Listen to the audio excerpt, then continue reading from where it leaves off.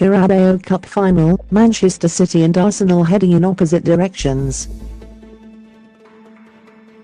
Manchester City manager Pep Guardiola looked out on a sea of celebration at one end of Wembley, while his Arsenal counterpart Arsene Wenger was met by thousands upon thousands of empty seats at the other.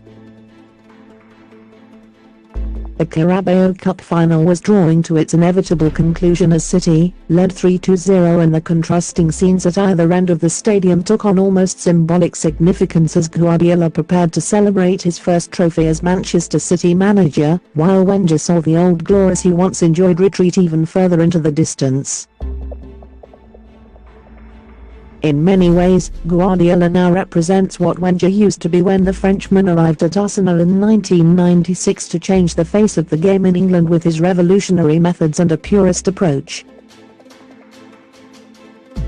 Guardiola is the manager and visionary Wenger once was, and that must be a cold and brutal reality for the 68-year-old whose continuously optimistic messages about Arsenal's future and hopes of achieving the big successes are increasingly at odds with the evidence. Guardiola is now the younger modernizer, and the vast gulf between City and Arsenal, the difference that could almost be measured by those swaths of red open spaces, suggests Wenger looks increasingly like yesterday's man. Wenger, of course, deserves credit for taking Arsenal to another major cup final after 3 FA Cup successes in the last 4 seasons, but the odd animated gesture and words of defiance carried a hollow ring on a painful and passionless day for the club. The ease with which City, without ever needing to be near their best, dealt with Arsenal must be chastening for Wenger, as all the signs are that the Gunners continue to drop further off the pace when their progress, if indeed they are progressing, is placed alongside what is taking place at Etihad Stadium. Guardiola has his first, tangible evidence of the new era. City are 13 points clear at the top of the Premier League with a game in hand, and have effectively confirmed their place in the last 8 of the Champions League as they take a 4-0 lead into next month's last 16-second leg against Basel. There is the sense of limitless potential, helped by financial power of course, and a club where things can only get better. Arsenal.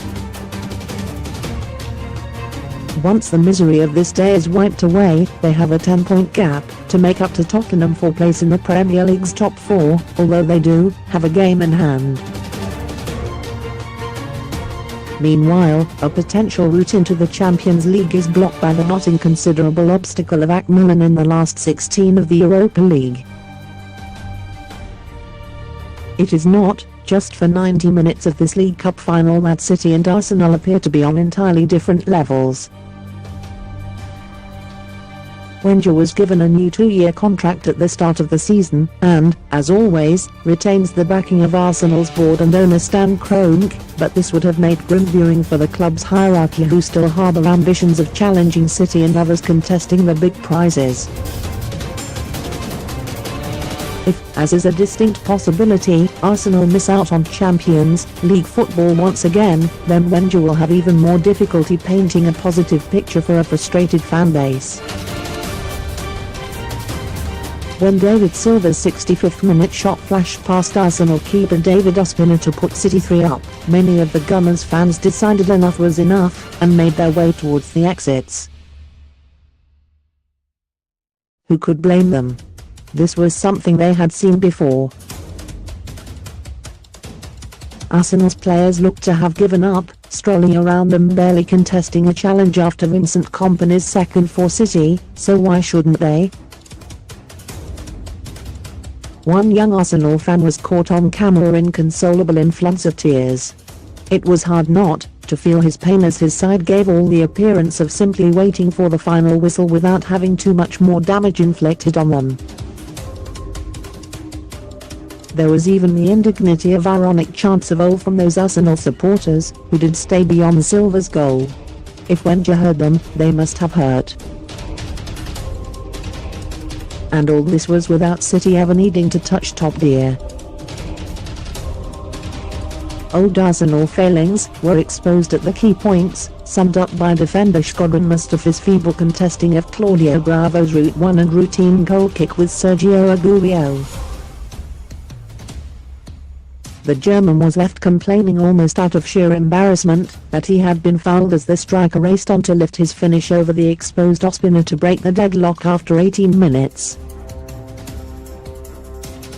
Mesut Ozil, fresh from signing a new contract, was anonymous while, for all the talk of Jack Wilshere's rejuvenation, he struggled to exert any influence against midfield operators of the caliber City possess.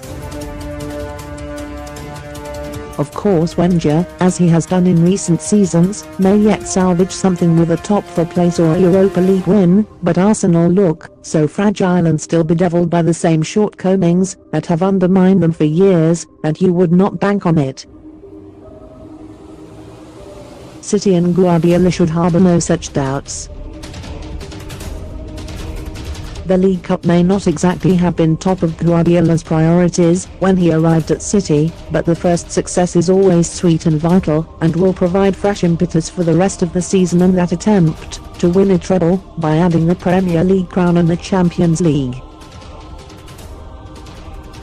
The contrast between the two managers, the two teams, could not have been greater.